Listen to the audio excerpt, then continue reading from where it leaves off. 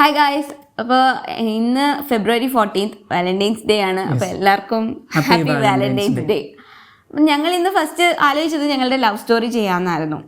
പിന്നെ ഞങ്ങൾ വിചാരിച്ചു ഞങ്ങൾ കുറച്ച് പുറത്തൊക്കെ പോകണം, എവിടെയെങ്കിലുമൊക്കെ സ്പെഷ്യൽ പ്ലേസസിൽ പോകണം എന്നൊക്കെ ഇങ്ങനെ വിചാരിച്ചിട്ടുണ്ടായിരുന്നു. അപ്പോൾ അങ്ങനെ പോകുമ്പോൾ നമ്മുടെ ലവ് സ്റ്റോറി ചെയ്യാമെന്ന് വിചാരിച്ചു. കാരണം ആ വീഡിയോ ഓഫ് കോഴ്സ് ഞങ്ങളുടെ ചാനലിൽ എന്തെല്ലാം വീഡിയോസ് തന്നാലും ആ വീഡിയോ ഞങ്ങൾക്ക് എപ്പോഴും സ്പെഷ്യലായിരിക്കും. അപ്പോൾ അതങ്ങനെ നല്ലൊരു മൊമെന്റിൽ ഓക്കെ. അപ്പോൾ നമുക്ക് ആ ഒരു പ്ലാൻ നടന്നില്ല. പക്ഷേ ഇന്ന് വാലന്റൈൻ ഡേ ആയിട്ട് ഞങ്ങൾ ആലോചിച്ച ഒരു സം വാട്ട് സ്പെഷ്യൽ വീഡിയോ തന്നെ ചെയ്യണമെന്ന് തോന്നി. അപ്പോൾ അതുകൊണ്ട് പുതിയൊരു ടോപ്പിക്ക് എന്തായിരുന്നു? അത് എന്താന്ന് വെച്ച് കഴിഞ്ഞാൽ നമ്മൾ മാരീഡ് ലൈഫിനെ കുറിച്ച് നമ്മൾ പറയുമ്പോൾ അല്ലെങ്കിൽ സംസാരിക്കുമ്പോൾ ആൾക്കാരുടെ ഇടയിൽ മാത്രമല്ല ഓൾ ഇൻ ഓൾ ഒരു റിലേഷൻഷിപ്പിലേക്ക് വരുമ്പോൾ എന്തൊക്കെ കാര്യങ്ങൾ നോർമലൈസ് ചെയ്യപ്പെടണം എന്നുള്ളതിനെ പറ്റിയാണ് നമ്മൾ ഒരു 10 കാര്യങ്ങളാണ് നമ്മൾ ഇന്ന് സംസാരിക്കാൻ പോകുന്നത്. അതെ, ശരിക്കും പറഞ്ഞാൽ അത് ആക്ച്വലി വളരെ നമ്മൾ അതിനൊരു 10 ചുരുക്കിയിട്ടുണ്ടെന്ന് നമുക്ക് പറയാൻ പറ്റത്തുള്ളൂ. മോസ്റ്റ് ഇമ്പോർട്ടൻ്റ് ആയിട്ട് വരുന്ന അല്ലെങ്കിൽ ഏറ്റവും കൂടുതൽ ഡിസ്കസ് ചെയ്യപ്പെടേണ്ട കുറച്ച് കാര്യങ്ങളാണ് നമ്മളിന്ന് സംസാരിക്കാൻ പോകുന്നത്. അപ്പോൾ ഒന്നാമത്തേന്ന് പറയുന്നത് ലവ് ആണ്. അതായത് ലവ് നോർമലൈസ് ചെയ്യപ്പെടുക എന്ന് പറയുന്നത് ഭയങ്കര ഇമ്പോർട്ടൻ്റ് ആയിട്ടുള്ള ഒരു കാര്യമാണ്. എന്തുകൊണ്ടാണെന്ന് വെച്ചാൽ ഏതൊരു റിലേഷൻഷിപ്പിലും ഇമ്പോർട്ടൻ്റ് ആയിട്ട് വേണ്ടത് ലവ് ആണ്. സോ ലവ് മാരേജ് എന്ന് പറയുന്ന ഒരു സംഭവം അതിനെ ഇപ്പോഴും ഒരു ടാബു ആയിട്ട് കാണുന്ന ഒരുപാട് പേരുണ്ട്. ലൈക്ക് എന്താ പറയുക, ലവ് മാരേജ് എന്ന് മാത്രമല്ല, ലവ് എന്ന് പറയുന്ന ഒരു സംഭവം തന്നെ ഇപ്പോൾ അതൊരു ബേസിക് ഹ്യൂമൻ സംഭവം തന്നെയാണ്, ഒരു റിക്വയർമെൻറ്റ് തന്നെയാണ് എന്നുള്ളൊരു കാര്യം ആൾക്കാർ അണ്ടർസ്റ്റാൻഡ് ചെയ്യേണ്ട ഒരു കാര്യമുണ്ട്. നേരെ മറിച്ച് നമ്മൾ കുറച്ചിങ്ങനെ ഒരു സിസ്റ്റം കൊണ്ടുവച്ചിട്ടുണ്ടല്ലോ, അപ്പോൾ ആ ഒരു രീതിയിലേക്ക് പോവാണ്. ലവ് ആഫ്റ്റർ മാരേജ് വന്നോളും എന്നുള്ളൊരു ആറ്റിറ്റ്യൂഡ്. അങ്ങനെയല്ല, ലവ് എന്ന് പറയുന്ന ഒരു സാധനം നമുക്ക് ആരോടും തോന്നാവുന്ന ഒരു കാര്യം തന്നെയാണ്. ആഫ്റ്റർ മാരേജ് ലവ് വരില്ല എന്നൊന്നും അല്ല നമ്മൾ പറയുന്നത്. പക്ഷേ തിങ് ഈസ് ദാറ്റ് നമുക്ക് ആരോടെങ്കിലും ഒരാളോട് ഇഷ്ടം തോന്നിയാൽ അത് നമുക്ക് പറയാനുള്ള ഫ്രീഡം നമുക്ക് ഉണ്ടാവണം. അതുപോലെ തന്നെ ഇമ്പോർട്ടൻ്റ് ആണ് നമുക്ക് ലവ് നഷ്ടപ്പെട്ടാൽ അല്ലെങ്കിൽ ആ ലവ് ഫീൽ ചെയ്യാതിരുന്നാൽ അത് ഫീൽ ചെയ്യുന്നില്ല എന്നും ഓപ്പൺലി പറയാൻ. ഒരു റിലേഷൻഷിപ്പിലായിരിക്കുമ്പോൾ തന്നെ നിങ്ങളുടെ ഓപ്പോസിറ്റ് ആളിനോട് നിങ്ങൾക്കത് തോന്നുന്നില്ല, ഇപ്പം എനിക്ക് ആ ഒരു ഫീൽ ഇല്ല എന്നുണ്ടെങ്കിൽ അത് ഓപ്പൺലി പറയാനുള്ള ഒരു ഫ്രീഡവും ഉണ്ടാവണം.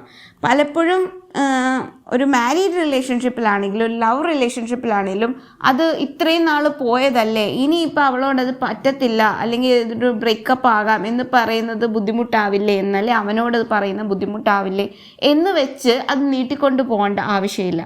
അതിപ്പോൾ മാരീഡ് റിലേഷൻഷിപ്പിലാകുമ്പോൾ അത് ഡിവോഴ്സ് വരെ ഡിവോഴ്സ് എത്തുന്നത് തെറ്റാണ് അല്ലെങ്കിൽ ഡിവോഴ്സ് ചെയ്യുന്നത് ശരിയല്ല എന്നൊന്നുമുള്ള രീതിയിൽ ചിന്തിച്ച് ആ റിലേഷൻഷിപ്പിനെ ഇങ്ങനെ ഡ്രാഗ് ചെയ്തുകൊണ്ട് പോകേണ്ട ആവശ്യമില്ല. Because love is the basic thing that is needed for A relationship. അപ്പോൾ ലവ് തോന്നുക എന്ന് പറയുന്ന ഒരു കാര്യത്തെ നമ്മൾ നോർമലൈസ് ചെയ്യപ്പെടേണ്ട ഒരു കാര്യമാണ്.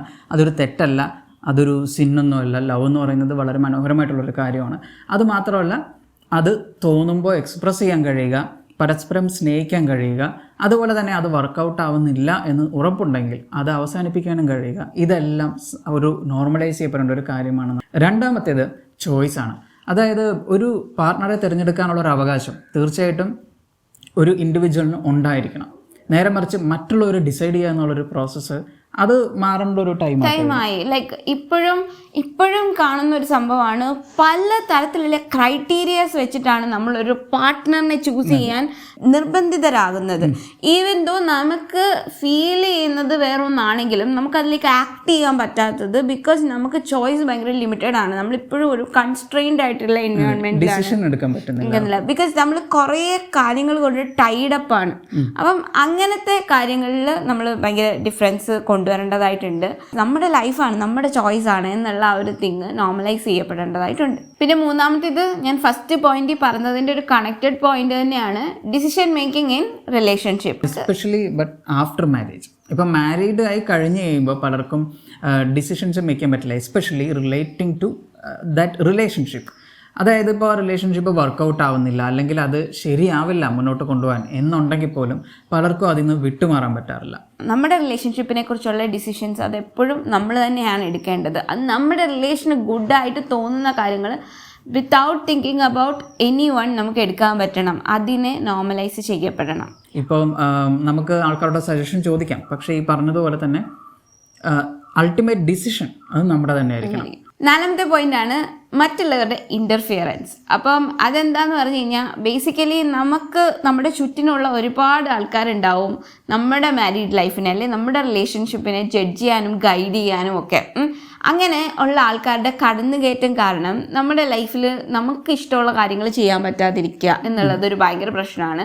നീ അങ്ങനെ ചെയ്യണം, നമ്മൾക്ക് നമ്മുടെ ഒരു മാരീഡ് റിലേഷൻഷിപ്പ് ആകുമ്പോൾ നിൻ്റെ ഡ്യൂട്ടിയാണ് ഇതൊക്കെ ചെയ്യുന്നത്, അല്ലെങ്കിൽ നീ ഇങ്ങനെയൊക്കെ ചെയ്യേണ്ടത് ആവശ്യകതയാണ് എന്നൊക്കെ ഉള്ള തിങ് ഉണ്ടല്ലോ. അങ്ങനെയൊന്നും ചെയ്തില്ലെങ്കിൽ നിങ്ങളുടെ റിലേഷൻഷിപ്പ് അല്ല എന്ന് പറയുന്ന ആൾക്കാർ വരെ ഉണ്ടാവും. അതായത് ടോട്ടലി നമ്മുടെ ഒരു റിലേഷൻഷിപ്പിലേക്കുള്ള ഒരു കടന്നുകയറ്റം, നമ്മുടെ ഫാമിലി ഡിസിഷൻ മേക്കിംഗ് അല്ലെങ്കിൽ എന്ത് കാര്യങ്ങളിലും ആയിക്കോട്ടെ അവർ കയറി ഇടപെടും.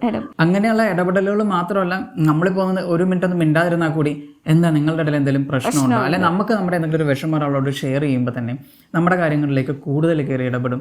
അപ്പോൾ ആ സംഭവങ്ങൾ, അതായത് കപ്പിൾസിൻ്റെ ലൈഫിലേക്ക് കയറി കടന്നു കയറ്റം, മറ്റുള്ളവരുടെ എന്താ പറയുക, അവരുടെ ധാരണകൾ, അവരുടെ കാര്യങ്ങൾ നമ്മളിലേക്ക് അടിച്ചേൽപ്പിക്കാൻ ശ്രമിക്കുക, ലൈക്ക് കപ്പിൾസിൻ്റെ ഇടയിൽ അടിച്ചേൽപ്പിക്കാൻ ശ്രമിക്കുക എന്നുള്ളത് ഭയങ്കര റോങ് ആയിട്ടുള്ള തിങ്ങാണ്. അത് നമ്മുടെ സൊസൈറ്റിയിൽ ഒരുപാട് നിലനിൽക്കുന്ന ഒരു കാര്യമാണ്. ഒരു ഹസ്ബൻഡ് ആൻഡ് വൈഫ് അവരെങ്ങനെ ജീവിക്കണം എന്നുള്ളത് അവരുടെ ഇഷ്ടമാണ്. അവർക്ക് കൺവെൻഷണൽ വേയിൽ ജീവിക്കണോ, അൺകൺവെൻഷണൽ വേയിൽ ജീവിക്കണോ, അല്ലെങ്കിൽ ഒട്ടും സീരിയസ് അല്ലാതെ ആ ഒരു റിലേഷൻഷിപ്പ് അങ്ങനെ കൊണ്ടുപോകുന്നതാണോ ഇഷ്ടം, അതൊക്കെ അവരുടെ തിങ്ങാണ്. അതിനെ നമ്മൾ റെസ്പെക്ട് ചെയ്യാൻ പഠിക്കണം. അത് അപ്പോൾ അവരുടെ ലൈഫ്, അവരുടെ ഫ്രീഡം, അത് അങ്ങനെ തന്നെ കൊടുക്കാൻ ശ്രമിക്കണം. അപ്പോൾ അത്തരത്തിൽ കപ്പിളിന് ഒരു റെസ്പെക്റ്റും അവർക്കൊരു സ്പേസും കൊടുക്കണം. അപ്പോൾ ആ രീതിയിലേക്ക് ചിന്തിക്കാൻ ആൾക്കാർ തയ്യാറാവണം. രണ്ടുപേര് വളരെ ട്രൂലി ഇൻ ലവ് ആയിരിക്കാം, പക്ഷെ അവർക്കൊരു മാരീഡ് റിലേഷൻഷിപ്പ് പോലെ മാരേജ് കോൺസെപ്റ്റിനോട് ഒരു താല്പര്യം ഉണ്ടാവില്ലായിരിക്കും. അപ്പോൾ ഒരു ലിവിങ് റിലേഷൻഷിപ്പ് തുടങ്ങുമ്പോൾ അതിനെ കുറ്റപ്പെടുത്തുന്ന ഒരുപാട് പേരുണ്ട്. ഇതൊക്കെയാണ് ഇങ്ങനെയൊക്കെ ജീവിക്കാവോ എന്നൊക്കെ പറയുന്ന ആൾക്കാരുണ്ട്. അതൊക്കെയാണ് ഞാൻ പറഞ്ഞത്, അതൊക്കെ അവരുടെ ഇൻട്രസ്റ്റ് ആണ്, അവരുടെ ഇഷ്ടമാണ്, അവരുടെ ഫ്രീഡമാണ്. Let them be. അതിനെ നോർമലൈസ് ചെയ്യാൻ പറ്റുന്ന ഒരു ലെവലിലേക്ക് നമ്മുടെ സൊസൈറ്റി വളരണം. അതെ, ഇപ്പോൾ കപ്പിളെന്ന് പറയുമ്പോൾ കല്യാണം കഴിച്ചവരെന്ന് മാത്രം കപ്പിളായിട്ട് കാണിക്കുള്ളൂ എന്നാണ്. എനിവേ പുതിയ നിയമങ്ങളൊക്കെ വരാൻ പോകുന്നുണ്ട്. ലിവിങ് ടുഗദർ ജീവിക്കണമെങ്കിൽ തന്നെ രജിസ്റ്റർ ചെയ്യണം, അങ്ങനെ പിന്നെ കല്യാണം കഴിച്ചപ്പോൾ. പിന്നെ ഏറ്റവും കൂടുതൽ മാറേണ്ട ഒരു ടോപ്പിക്കാണ് അല്ലെങ്കിൽ ഒരു കാര്യമാണ് കുട്ടികളെക്കുറിച്ചുള്ള അന്വേഷണം. ഇത് ഞങ്ങൾ പേഴ്സണലി ഒരുപാട് ഫേസ് ചെയ്തിട്ടുള്ള ഒരു കാര്യമാണ്. ഇതിനകത്ത് പറഞ്ഞ ഒരുമാതിരി എല്ലാ കാര്യങ്ങളും ഞങ്ങൾ ഫേസ് ചെയ്തിട്ടുള്ളതാണ്. പക്ഷേ ഇത് എസ്പെഷ്യലി കാരണം ഞങ്ങൾ കല്യാണം കഴിച്ചിട്ട് ഇപ്പോൾ 5 വർഷമായി.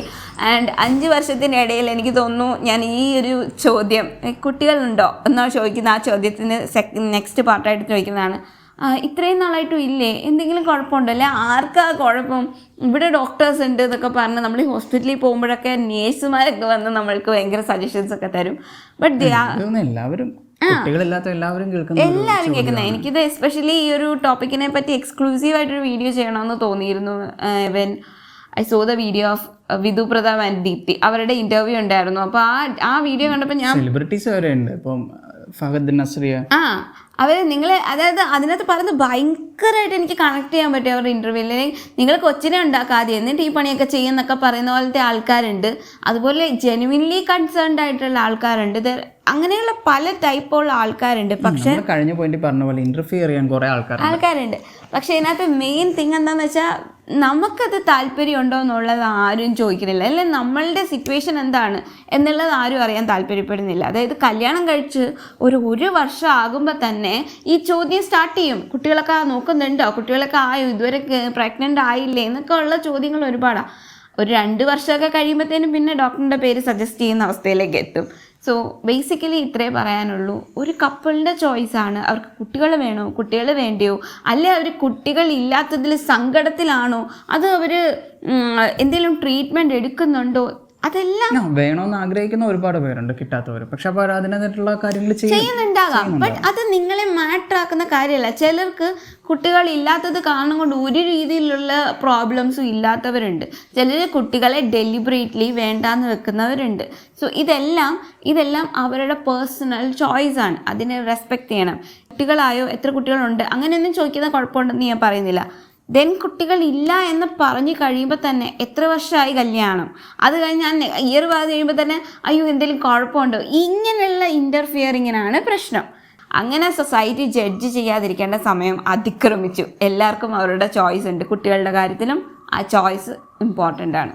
ഒരാൾ ജനിക്കുമ്പോൾ തൊട്ട് മരിക്കുന്നത് വരെ ഇത്തരത്തിലുള്ള കുറച്ച് ടിപ്പിക്കൽ സംഭവങ്ങളുണ്ട്. അത് ചോദിക്കാൻ അത് ബാംഗ്ലൂർ ഡേയ്സിൽ നമ്മുടെ അതെ ദുൽഖർ പറയുന്ന പോലെ തന്നെ ഉണ്ട്. Very true, that's very true. എനിക്ക് ഈ സമയം മെയിൻലി ഓർമ്മ വരുന്ന, ഞാൻ കാലൊടിഞ്ഞ് ഹോസ്പിറ്റലിൽ പോയിരുന്നു എൻ്റെ ഇത് ബാൻഡേഡ് ഇടാൻ വേണ്ടി. ആ സമയത്ത് എന്നെ അവിടെ ഇരുത്തിയപ്പോൾ ഒരു സിസ്റ്റർ വന്ന് എൻ്റെ അടുത്തിരുന്നു, ഇങ്ങനെ വർത്താനം പറഞ്ഞു. ഞാനെന്ന് പറഞ്ഞാൽ പെട്ടെന്ന് ആൾക്കാരുമായിട്ട് പെട്ടെന്ന് മിണ്ടുന്ന കൂട്ടത്തിലാണ്. അപ്പോൾ പുള്ളിക്കാരി ഇങ്ങനെ വന്ന് വർത്താനം പറഞ്ഞപ്പോൾ ഞാനും പുള്ളിക്കാരോട് ഇങ്ങനെ വർത്താനമൊക്കെ പറഞ്ഞപ്പം എന്ത് പറ്റിയതാന്നൊക്കെ ചോദിച്ചു. അത് കഴിഞ്ഞപ്പം നിങ്ങൾക്ക് ഒക്കെ കുട്ടികളുണ്ടോ എന്ന് ചോദിച്ചു. അപ്പം ഞാൻ പറഞ്ഞു ഇല്ല, കുട്ടികളൊന്നും ഇല്ല. കല്യാണം എത്ര നാളായി കല്യാണം കേട്ടപ്പോൾ? എൻ്റെ കല്യാണം കണ്ട ഏകദേശം 3-3.5 വർഷമായിരുന്നു. ഞാൻ 3.5 years ആയി. അയ്യോ എന്താ മോളെ, എന്താ പ്രശ്നം? അത് കഴിഞ്ഞ് she suggested me A gynaecologist in that hospital itself. അതൊന്നും ഞങ്ങൾ പ്ലാൻ ചെയ്യുന്നില്ല. കുട്ടികളെ പ്ലാൻ ചെയ്തിട്ട് പോലും ഇതൊക്കെ അന്വേഷിക്കേണ്ടത്, അതൊന്നും ചോദിക്കാൻ അവർക്ക് താല്പര്യമില്ല. അപ്പോഴത്തേനും പിന്നെ ഉപദേശമായി, കുട്ടികൾ നമ്മളെ നോക്കാനായിട്ട് നമുക്ക് എന്നും വേണ്ട ഒന്നാണ്. നമ്മളിങ്ങനൊന്നും ഒരിക്കലും ദൈവത്തിനെതിരായിട്ട് അങ്ങനെ ചെയ്യരുത്, അത് ദൈവം തരുന്നത്, അത് ദാനമാണ് എന്നൊക്കെ പറഞ്ഞ്. ലൈക്ക് കുട്ടികളില്ല എന്നുള്ളത് കൊണ്ട് നമുക്ക് കിട്ടേണ്ട അനുഗ്രഹത്തിനൊന്നും ഒരു കുറവും വരാൻ പോണില്ല. അതിനെ അനുഗ്രഹമായിട്ട് കരുതേണ്ടത് നിങ്ങളുടെ ഇഷ്ടമാണ്, ഞങ്ങളുടെ ഇഷ്ടമല്ല. കുട്ടികളില്ലാതെ ജീവിക്കുന്ന കപ്പിളിൻ്റെ ആ ഒരു ലൈഫിനെ നിങ്ങൾ റെസ്പെക്ട് ചെയ്യേണ്ട ഒരു ടൈമായി കഴിഞ്ഞു. സോ അതും നോർമലൈസ് ചെയ്യപ്പെടേണ്ട ഒരു കാര്യം തന്നെയാണ്. സോ നെക്സ്റ്റ് ഈസ് പ്രത്യേകിച്ച് റിലേഷൻഷിപ്പ് തുടങ്ങുമ്പോഴാണെങ്കിലും എസ്പെഷ്യലി ആഫ്റ്റർ മാരേജ് ഏറ്റവും കൂടുതൽ ആൾക്കാർ സംസാരിക്കുന്ന അല്ലെങ്കിൽ പരിഹസിക്കാൻ കാരണമാവുന്നൊരു ഫാക്ടറാണ് നമ്മുടെ പേഴ്സണൽ അപ്പിയറൻസ്. അതായത് റിലേഷൻഷിപ്പിലായതിനു ശേഷം എനിക്ക് തോന്നുന്നു ഏറ്റവും കൂടുതൽ പെൺകുട്ടികളാണ് അത് ഫേസ് ചെയ്യുന്നതെന്ന് തോന്നുന്നു. പാർട്ട്ണറുമായിട്ട് തന്നെ കമ്പയർ ചെയ്യും. അപ്പോൾ തന്നെ കണ്ടു കഴിഞ്ഞ് കഴിഞ്ഞാൽ അമ്മയാണെന്ന് തോന്നുന്നു, അല്ലെങ്കിൽ ചേട്ടനാണെന്ന് തോന്നുന്നു, അല്ലെങ്കിൽ ചേച്ചിയാണെന്ന് തോന്നുന്നു, അല്ലെങ്കിൽ ഒരു അച്ഛനാണെന്ന് തോന്നുന്നു. ഇങ്ങനെയൊക്കെ പറഞ്ഞിട്ട് അങ്ങോട്ടും ഇങ്ങോട്ടുള്ള കമ്പാരിസൺസ് ഉണ്ട്. പിന്നെ അതുപോലെ ബോഡി ഷെയ്മിങ് ഉണ്ട്. അപ്പോൾ ഈ സംഭവങ്ങളൊക്കെ അതും മാരേജുമായിട്ട് കണക്ട് ചെയ്തിട്ടൊക്കെ തന്നെ നന്നായിട്ട് ആൾക്കാർ പറയും. അപ്പോൾ അതൊക്കെ എന്താ പറയുക, അതൊക്കെ ഇപ്പോഴത്തെ കാലത്ത് ആൾക്കാർ ശരിക്കും മാറുന്ന ടൈം കഴിഞ്ഞു. പക്ഷെ ഇപ്പോഴും ടിപ്പിക്കലി ചിന്തിക്കുന്ന ഒരുപാട് ആൾക്കാരുണ്ട്. ഞാൻ പറയുന്ന നമ്മളുടെ ഈ ഒരു ജനറേഷനിലുള്ളവർ ഒരുപാട് ചേഞ്ച് ആയിട്ടുണ്ട് കേട്ടോ. ഞാൻ പറയുന്ന കുറച്ച് മിഡ് ഏജിലുള്ള ആൾക്കാരെയാണ് ഇപ്പോഴും. പക്ഷെ കുറെ ആൾക്കാർ അങ്ങനെ ടിപ്പിക്കലി ചോദിക്കുന്നുണ്ട്. So appearance doesn't matter. അത് ആ പാർട്ട്നേഴ്സിന് അതിൽ ഹാപ്പി ആണെങ്കിൽ പിന്നെ നമ്മൾ അതിൻ്റെ അകത്ത് കയറി ഇടപെടേണ്ട ഒരു കാര്യം. ഞങ്ങൾ നല്ലോണം ഫേസ് ചെയ്തിട്ടുള്ള ഒരു സംഭവം തന്നെയാണ്. കാരണം ഞാൻ ഭയങ്കര ചെറിയ എന്താ പറയുക ഷോർട്ട് എൻഡ് ആണ് ഞാൻ. അനന്തവും ഞാനിവിടെ പോകുമ്പോൾ ഞാൻ ഇവനൊരു എന്താ പറയുക കുറച്ച് ജീൻസ് ടോപ്പ് കുട്ടി ഡ്രസ്സൊക്കെ ഇട്ട് കഴിഞ്ഞാൽ എപ്പോഴും ഞങ്ങൾക്ക് ആ ഒരു കളിയാക്കൽ കേൾക്കേണ്ടി വരുന്നത്. പേഴ്സണലി എനിക്ക് തന്നെ ചില സമയത്ത് ഒരു കോംപ്ലക്സ് ആണ്. ഓക്കെ, ഇതൊന്നും ഇങ്ങനെ പോയി കഴിഞ്ഞ് കഴിഞ്ഞാൽ അവസാനം എന്നെ കാണുമ്പോൾ അയ്യോ വേണ്ട, നീ അത്രയും ഇതാവണ്ട, അതൊക്കെ ഞാൻ ചിലപ്പോൾ പറഞ്ഞു കളയാം. കാരണം അത് ടിപ്പിക്കലി ആൾക്കാർ അങ്ങനെ നമ്മൾ ജഡ്ജ് ചെയ്യുന്നുണ്ട്. ആ ജഡ്ജ്മെന്റൽ തിങ്, ആ ഒരു മെന്റാലിറ്റി മാറുന്ന ടൈമായി കഴിഞ്ഞു.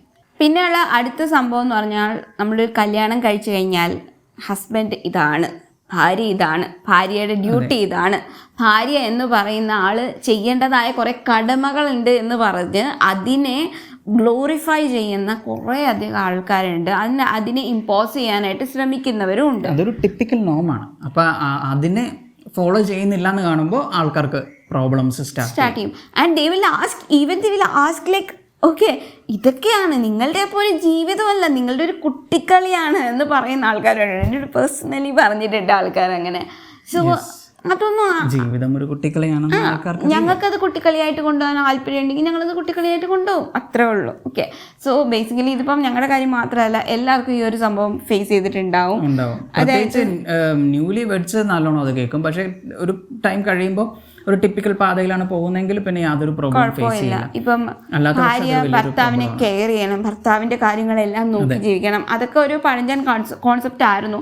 ആൻഡ് ആ കോൺസെപ്റ്റ് ഇപ്പൊ കുറെ മാറി വന്നെങ്കിലും still there are things that a husband has to do and a wife has to do എന്നുള്ള തിങ് ഉണ്ട്, ഇപ്പോഴും ഉണ്ട്. ഇപ്പോൾ പ്രത്യേകിച്ച് ഇപ്പോൾ ഹസ്ബൻഡ് വീട്ടിലെ കാര്യങ്ങൾ ചെയ്യണമെന്നുണ്ടെങ്കിൽ വൈഫിനോട് ചോദിക്കും, നീ എന്താ ഹെൽപ്പ് ചെയ്യാത്തത്? അതുപോലെ തന്നെ വൈഫാണ് കൂടുതൽ കാര്യങ്ങൾ ചെയ്യുന്നതെങ്കിൽ അല്ലെങ്കിൽ ഏൺ ചെയ്യുന്നതെങ്കിൽ ഹസ്ബൻഡിനോട് ഓക്കെ, ഹസ്ബൻഡ് ഏൺ ചെയ്യുന്നത് വരണം, ആക്ച്വലി വൈഫല്ല പോകേണ്ടത് എന്ന് ചിന്തിക്കുന്ന ആൾക്കാരുണ്ട്. സോ ഈക്വൽ എന്താ പറയുക കോൺട്രിബ്യൂഷൻ കൊടുക്കുന്നിടത്ത് അത്രയും പ്രശ്നം വരാറില്ല. പക്ഷെ ഇപ്പം ഈ മെയിൻലി എനിക്ക് തോന്നിയിട്ടുള്ളത് ഹസ്ബൻഡ് ഇപ്പം ലെസ് ഏർണിംഗ് വ്യക്തിയാണെന്നുണ്ടെങ്കിൽ അപ്പോഴും ഇതേ പ്രശ്നം. നിന്റെ ഷോൾഡറില, നീയാണോ ഇതെല്ലാം വഹിക്കുന്നത്, നിന്റെ ചെലവിലാണോ കഴിയുന്നത്, ഇങ്ങനത്തെ സാധനങ്ങളൊക്കെ വരും. എന്തുകൊണ്ട് കഴിഞ്ഞുകൂടാ? That's their choice. ആണായതുകൊണ്ട് അല്ലെങ്കിൽ ഹസ്ബൻഡ് ആയതുകൊണ്ട് അവനായിരിക്കണം കൂടുതൽ ഏൺ ചെയ്യുന്നത്, അവനായിരിക്കണം കൂടുതൽ ഫിനാൻഷ്യൽ കാര്യങ്ങളിൽ ഇൻവോൾവ് ആവേണ്ടത് എന്നൊന്നും എവിടെയും എഴുതി വെച്ചിട്ടില്ല. ആ ഒരു ടിപ്പിക്കൽ ഡ്യൂട്ടി ഈ പറയുന്ന വൈഫ് ചെയ്യേണ്ട വീട്ടുജോലികൾ ഭാര്യ ചെയ്യാതിരിക്കുമ്പോഴും അതുപോലെ തന്നെ ഹസ്ബൻഡ് ചെയ്യേണ്ട കാര്യങ്ങൾക്ക് ഹസ്ബൻഡിനല്ല ചെയ്യുന്നതെന്ന് തോന്നുമ്പോഴും ഒക്കെ ഇടപെടാൻ ഇവർക്ക് ഭയങ്കര സന്തോഷമാണ്. അപ്പോൾ ആ ഒരു ചിന്താഗതി അവിടെയും ഈ പറഞ്ഞതുപോലെ തന്നെയുള്ള ഈ ടിപ്പിക്കൽ തോട്ട് അതൊക്കെ മാറി അവർ രണ്ടുപേരും അത് ഈക്വലി ഹാപ്പി ആയിട്ട് പോകുന്നുണ്ടെങ്കിൽ അത് മനസ്സിലാക്കി അതിനെ എന്താ പറയുക അംഗീകരിക്കാനുള്ളൊരു മാനസികാവസ്ഥ തീർച്ചയായിട്ടും വരേണ്ട ടൈമൊക്കെ കഴിഞ്ഞു. പിന്നെ അടുത്തൊരു പ്രശ്നമാണ്, ഇത് ഏറ്റവും കൂടുതൽ ഫേസ് ചെയ്യുന്നത് ഇൻ്റർ കാസ്റ്റ് ഇൻ്റർ റിലീജിയൻ മാരേജ് ചെയ്തിട്ടുള്ളവരായിരിക്കും. നിങ്ങളുടെ ബിലീഫ്സ് എന്താണ്, നിങ്ങൾ രണ്ടുപേരും ഏത് ബിലീഫിലേക്കാണ് മാറിയത്, നിങ്ങൾക്ക് രണ്ടുപേർക്കും എങ്ങനെയാണ് ഇത് മാനേജ് ചെയ്യാൻ പറ്റുന്നത്, അവൻ്റെ ബിലീഫ് നിനക്ക് പറ്റുന്നുണ്ടോ, അല്ലെ അവളുടെ ബിലീഫിലേക്ക് അവൻ പോയോ, ഇങ്ങനത്തെ കുറേ അധികം ചോദ്യങ്ങളുണ്ടാവും. അതും അവരുടെ ഇഷ്ടമാണ്. അവിടെ ഒരു ഇടപെടലിൻ്റെ കാര്യം വരുന്നില്ല, രണ്ടുപേരും വളർന്നു വന്ന സാഹചര്യങ്ങൾ ഡിഫറെൻ്റ് ആണ്. അപ്പോൾ അതിൻ്റെതായിട്ടുള്ള ഇഫക്റ്റും കാര്യങ്ങളും ഉണ്ടാവും. ഇനി അതല്ല ഒരു പാർട്ണർക്ക് തോന്നുകയാണ് ഞാൻ മറ്റേ പാർട്ണറുടെ റിലീജിയനിലേക്ക് മാറുകയാണ്, ഓക്കെ ദെൻ കുഴപ്പമില്ല. ഇതൊക്കെയും ഡിസിഷൻ എന്ന് പറയുന്നത് അൾട്ടിമേറ്റ്ലി ആ കപ്പിളിൻ്റെ തന്നെ ആയിരിക്കണം. നിങ്ങൾ അങ്ങനെ ജീവിക്കാൻ നിങ്ങൾക്ക് പറ്റത്തില്ല, നിങ്ങൾ ഇന്ന മതത്തിലേക്ക് ആയാലല്ലേ ഇന്ന ഈ ബിലീഫിലേക്ക് രണ്ടുപേരും ആ ഒരു സിസ്റ്റം സെയിം ഫോളോ ചെയ്തെങ്കിലേ പറ്റുള്ളൂ എന്നൊക്കെ പറയുന്നത്. ഇന്ത്യയിലൊക്കെ വലിയ എക്സാമ്പിൾസ് ഇപ്പം ഷാരൂഖ് ഖാൻ വരെ എക്സാമ്പിൾ ഉണ്ട്. എന്നിട്ട് പോലും ആൾക്കാർക്ക് ഇപ്പോഴും അതിനൊന്നും അക്സെപ്റ്റ് ചെയ്യാൻ പറ്റിയിട്ടില്ലെന്നൊരു ഫാക്ട് ഉണ്ട്. സോ വലിയ പ്രതീക്ഷ വേണം. പിന്നെ അതുപോലെ തന്നെ ഉള്ള ഒരു കോമഡി ആയിട്ടുള്ളൊരു കാര്യമാണ് ഇപ്പോഴത്തെ ലവ് മാരേജ് ഒക്കെ ചെയ്ത് കഴിഞ്ഞിട്ടുള്ളൊരു കപ്പിളിൻ്റെ കാര്യത്തിലേക്ക് വരുമ്പോൾ അവരുടെ ഫാമിലീസ് അത് ആക്സെപ്റ്റ് ചെയ്തു എന്ന് കേൾക്കുമ്പോൾ ആൾക്കാർക്ക് അത്ഭുതമാണ്. ആ ഫാമിലി അത് ഹാപ്പി ആയിട്ട് ആക്സെപ്റ്റ് ചെയ്യുമ്പോൾ അതിൻ്റെ അകത്ത് അവർ ആക്സെപ്റ്റ് ചെയ്തോ അതെന്തോ ഒരു പാപമാണ് അല്ലെങ്കിൽ തെറ്റാണെന്ന് കരുതുന്ന ആൾക്കാരുണ്ട്. അത് ഭയങ്കര ഒരു ഫണ്ണി ആയിട്ടുള്ള ഈവൻ അക്സെപ്റ്റ് ചെയ്തിട്ടില്ലാത്ത റിലേഷൻഷിപ്പിന്റെ കാര്യത്തിലാണെന്നുണ്ടെങ്കിൽ അവരെ അത് വെച്ച് കുത്തി ചോദിക്കുക, എന്നാലും മോളെ അത് നിന്റെ വീട്ടുകാരോട് നീ ചെയ്ത തെറ്റല്ലേ, മോനെ നീ ഒരിക്കലും അങ്ങനെ ചെയ്യാൻ പാടില്ലായിരുന്നു, ഇങ്ങനത്തെ ഡയലോഗ്സ് ഒക്കെ ഇഷ്ടം പോലെ പറയുന്നവരുണ്ട്. അതിനെ കുറെ അധികം മുറിവേൽപ്പിക്കുന്ന പോലെ സംസാരിക്കുന്നവർ. അങ്ങനെ ഇപ്പം നമ്മുടെ വീട്ടുകാർ കുറെ ടിപ്പിക്കൽ നോംസ് ഒക്കെ ഫോളോ ചെയ്ത് വന്നവരാണ്, അല്ലെങ്കിൽ ആ ട്രഡീഷൻ ഫോളോ ചെയ്ത് വന്നിട്ടുള്ളവരാണ്. അപ്പോൾ അവരെ സംബന്ധിച്ചിടത്തോളം ബുദ്ധിമുട്ടുണ്ടാക്കിയിട്ടുണ്ടാവും, വേദനകൾ ഉണ്ടാക്കിയിട്ടുണ്ടാവും. പക്ഷേ അവരതിനെ മറികടന്ന് നമ്മളെ ആക്സെപ്റ്റ് ചെയ്തിട്ടുണ്ടെങ്കിൽ അത് അവരുടെ മനസ്സിൻ്റെ നന്മ മാത്രമല്ല, അവർ മനസ്സിലാക്കുന്നത് നമ്മളുടെ ആ ഒരു റിലേഷൻഷിപ്പിൻ്റെ ഒരു ഹാപ്പിനെസ് അതുകൂടി അണ്ടർസ്റ്റാൻഡ് ചെയ്തിട്ടും ആണ് അവരത് ആക്സെപ്റ്റ് ചെയ്യുന്നത്. സോ ബേസിക്കലി അവരും ഹാപ്പിയാണ്, ഇപ്പോൾ കപ്പിളും ഹാപ്പിയാണ്, ഇപ്പം ഞങ്ങളുടെ അടുത്ത് ഞങ്ങളും ഹാപ്പിയാണ്. സോ അതിൻ്റെ അകത്ത് ബാക്കിയുള്ളവർ ടു മച്ച് ഇൻ്റർഫിയർ ചെയ്യേണ്ട കാര്യമില്ല. നേരത്തെ പറഞ്ഞതുപോലെ തന്നെ ഗീവ് റെസ്പെക്ട് അല്ലേ. ഈ ഒരു കാര്യം പറയുമ്പോൾ ഈ റീസെൻ്റ്ലി കുറച്ച് മാസങ്ങൾക്ക് മുന്നേ വരെ നമ്മൾ കേൾക്കുന്ന ഒരുപാട് വാർത്തകളുണ്ട്. ലൈക്ക് എന്താ പറയുക, വേറൊരു റിലേഷനിലെ അല്ലെ വേറൊരു ജാതിപ്പെട്ട ആളിനെ കല്യാണം കഴിച്ചു എന്നുള്ളതുകൊണ്ട് മോളെയും കൊന്നു മോനെയും കൊന്നു, അല്ലെങ്കിൽ മരുമോനെ കൊന്നു, അല്ലെങ്കിൽ മരുമോളെ കൊന്നു, അങ്ങനത്തെ അതൊക്കെയെന്ന് പറഞ്ഞാൽ ഭയങ്കര ടോക്സിക് ആയിട്ടുള്ള കാര്യങ്ങൾ നിങ്ങൾ മനസ്സിൽ കൊണ്ട് നടക്കുന്നതുകൊണ്ടുള്ള പ്രശ്നമാണ്. എല്ലാവരും മനുഷ്യന്മാരാണ്. എന്താ പറയാ, നല്ല പാരൻസിനെ കിട്ടുക എന്നുള്ളതും ഒരു ഭാഗ്യമാണ്, നല്ല മക്കളെ കിട്ടുക എന്ന് പറയുന്നത്. അപ്പോൾ നമ്മളെ ആക്സെപ്റ്റ് ചെയ്യുക, അല്ലെങ്കിൽ നമ്മുടെ റിലേഷൻഷിപ്പിലുള്ള സിൻസിയറിറ്റി, ആ ഒരു ട്രൂത്ത്, ആ ഒരു ലവ് മനസ്സിലാക്കുക എന്ന് പറയുന്നതും വളരെ ഇമ്പോർട്ടൻ്റ് ആയിട്ടുള്ളൊരു കാര്യമാണ്. കാരണം നേരത്തെ പറഞ്ഞതുപോലെ തന്നെ ലവ് മാരേജ് ആയാലും അറേഞ്ച്ഡ് മാരേജ് ആയാലും സക്സസ്സും ഉണ്ടാവാം ഫെയിലിയറും ഉണ്ടാവാം, രണ്ടിലും അല്ലേ ഈക്വലായിട്ട് സംഭവിക്കുന്ന കാര്യം തന്നെയാണ്. സോ ലവ് മാരേജിലാണെങ്കിൽ പോലും എന്താ പറയുക, നല്ലതുണ്ട് അല്ലെങ്കിൽ അവർ ഹാപ്പി ആയിട്ട് ജീവിക്കുന്നു എന്നുള്ളത് കാണാൻ പറ്റുക എന്നുള്ളത് ഒരു വളരെ ഇമ്പോർട്ടൻ്റ് ആയിട്ടുള്ളൊരു കാര്യമാണ്. പ്രത്യേകിച്ച് എടുത്തു പറയേണ്ടത് അറേഞ്ച്ഡ് മാരേജിൽ ഒരുപാട് ഫ്ലോപ്പ് ഉണ്ടായിട്ട് പോലും അത് കണ്ടില്ല എന്നടിക്കുന്ന ഒരുപാട് ആൾക്കാരുണ്ട്. അപ്പോൾ ആ ഒരു സ്ഥാനത്ത് ലവ് മാരേജ് സക്സസ് ആയി പോകുമ്പോൾ അത് കണ്ടില്ല എന്നടിക്കുന്ന ആൾക്കാർ ഒരുപാടുണ്ട്. അപ്പോൾ അത് കണ്ടില്ല എന്നടിക്കാതെ അത് നല്ലതായി പോകുന്നുണ്ടല്ലോ എന്നുള്ളൊരു കാര്യം ആക്സെപ്റ്റ് ചെയ്യാനുള്ളൊരു മെൻറ്റാലിറ്റി നമുക്ക് വരണം. ആൻഡ് ഫൈനലി നിങ്ങളുടെ റിലേഷൻഷിപ്പിൻ്റെ സക്സസ് അത് ആരാണ് നിശ്ചയിക്കുന്നത്? അതെ, സത്യം. ശരിക്കും പറഞ്ഞാൽ നമ്മൾ ജീവിക്കുന്നതൊക്കെ ടിപ്പിക്കൽ ആൻഡ് കൺവെൻഷണൽ മെത്തേഡിലല്ല എന്നുണ്ടെങ്കിൽ നമ്മുടെ റിലേഷൻഷിപ്പ് സക്സസ് അല്ല എന്ന് വിധിക്കുന്ന ഒരുപാട് ജഡ്ജസ് നമ്മുടെ ചുറ്റിനുമുണ്ട്. അൾട്ടിമേറ്റ്ലി കപ്പിൾസ് തന്നെയാണ് തീരുമാനിക്കേണ്ടത് അവരുടെ ലൈഫ് സക്സസ് ആണോ ഫെയിലിയർ ആണോ എന്നുള്ളൊരു കാര്യം. ഇനിയിപ്പോൾ ചിലപ്പോൾ കുഴിയിലോട്ട് കാലം നീട്ടിയിരിക്കുന്ന സമയത്തായിരിക്കും ചിലപ്പം എൻ്റെ ലൈഫ് സക്സസ് അല്ലായിരുന്നു ഫെയിലിയർ ആണെന്ന് തിരിച്ചറിയാം. പക്ഷേ നമ്മൾ നേരത്തെ പറഞ്ഞതുപോലെ തന്നെ ഈ റിലേഷൻഷിപ്പ് സക്സസ് അല്ലാന്ന് നേരത്തെ തോന്നുവാണെങ്കിൽ അത് അവസാനിപ്പിക്കാനുള്ള ഒരു ഡിസിഷൻ അയാൾക്ക് ഉണ്ടായിരിക്കണം. അത് ചെയ്തിട്ടില്ല, അവസാന നിമിഷം അത് തിരിച്ചറിവ് പറയുക എന്ന് പറയുന്നത് അയാളുടെ തന്നെ ഒരു മിസ്റ്റേക്കാണ്. സോ അത്രേ ഉള്ളൂ. മറ്റുള്ളവരെ നിങ്ങളുടെ റിലേഷൻഷിപ്പ് ജഡ്ജ് ചെയ്യുന്നത് കണ്ടിട്ട് നിങ്ങൾ നിങ്ങളുടെ റിലേഷൻഷിപ്പിനെ വിധി എഴുതാതിരിക്കുക. ആൻഡ് മറ്റുള്ളവർ മാന്യത കാണിക്കുക. നിങ്ങൾക്കറിയാത്ത ഒരു ഫാമിലിയുടെ സക്സസിനെ നിങ്ങൾ ജഡ്ജ് ചെയ്യാതിരിക്കുക. ബിക്കോസ് അവരുടെ ലൈഫ് സക്സസ് ആണോ അല്ലയോ എന്നുള്ളത് നിങ്ങൾക്കല്ല അറിയാം, അവർക്കേ അറിയത്തുള്ളൂ. ഈ സക്സസ് നിശ്ചയിക്കുന്ന ആൾക്കാർ ചെയ്യുന്ന ഒരു പരിപാടിയാണ് കമ്പയർ ചെയ്യുക. മറ്റ് കപ്പിളുമായിട്ട് കമ്പയർ നിങ്ങൾ അവരെ കണ്ടു പഠിക്കണം, അവരെന്തോ ജീവിതം ജീവിക്കുന്നതെന്ന് അറിയാമോ, ഈ പരിപാടിയൊക്കെ ഉണ്ട്. ഇതിനൊക്കെ ഓരോരോ ബാർസ് ഉണ്ട്, ഓരോരോ ഇതൊക്കെ ഉണ്ട്. എന്താ ഫിനാൻഷ്യൽ സക്സസ് അല്ലെങ്കിൽ മറ്റു രീതിയിലുള്ള സക്സസ് ഫേമസ് ആണോ അല്ലേ എന്നുള്ളത്. ഇനിയിപ്പോൾ സെലിബ്രിറ്റീസ് ഒക്കെ ആണെങ്കിൽ കൂടിയും ജഡ്ജ് ചെയ്യപ്പെടുന്നുണ്ട്. സോ അപ്പോൾ പിന്നെ നമുക്ക് ഇതൊന്നും പറഞ്ഞിട്ട് നമ്മളെക്കാൾ കൂടുതൽ എനിക്ക് തോന്നുന്നു ജഡ്ജ്, സാധാരണക്കാരെക്കാൾ കൂടുതൽ ജഡ്ജ് ചെയ്യപ്പെടുന്നത് സെലിബ്രിറ്റീസ് ആണ്. അപ്പം എനിവേസ് സക്സസ് അത് ആ കപ്പിളിൻ്റെ ആണ്. അത് അവർ അൾട്ടിമേറ്റ്ലി ഹാപ്പി ആണോ, ദെൻ അവർ ഇപ്പോഴും ലവിങ് ആണോ, then it's A successful life. And ഇത്രയേ ഉള്ളൂ. ഇതാണ് നമ്മളുടെ ഞങ്ങളുടെ മനസ്സിൽ തോന്നിയ, ഞങ്ങൾ കണ്ടുപിടിച്ച ഒരു 10 മോസ്റ്റ് ഇമ്പോർട്ടൻ്റ് ആയിട്ടുള്ള 10 പ്രശ്നങ്ങൾ നോർമലൈസ് ചെയ്യപ്പെടേണ്ട കാര്യങ്ങൾ എന്ന് പറയുന്നത്. നിങ്ങൾക്ക് എന്തെങ്കിലും ഉണ്ടെങ്കിൽ കമന്റിൽ എന്തായാലും പറയണം കേട്ടോ. ഞങ്ങളുടെ മനസ്സിൽ വരാത്ത എന്തെങ്കിലുമൊക്കെ, കാരണം ഒരുപാടുണ്ട്, ഇതിവിടെ കൊണ്ടൊന്നും തീരില്ല. ഫേസ് ചെയ്തിട്ടുള്ള കുറച്ച് കാര്യങ്ങൾ കൂടി ഇതിനകത്ത് പറഞ്ഞിട്ടുണ്ട്. അപ്പം നിങ്ങൾക്ക് അറിയാവുന്ന എന്തെങ്കിലുമൊക്കെ കാര്യങ്ങളൊക്കെ ഉണ്ടാവുമല്ലോ, അപ്പോൾ അതൊക്കെ ജസ്റ്റ് കമന്റിൽ പറയാം. അപ്പം എന്തായാലും ഈ വീഡിയോ ഇഷ്ടപ്പെട്ട ലൈക്ക് ചെയ്യുക, ഷെയർ ചെയ്യുക, ആൻഡ് ചാനൽ സബ്സ്ക്രൈബ് ചെയ്യുക.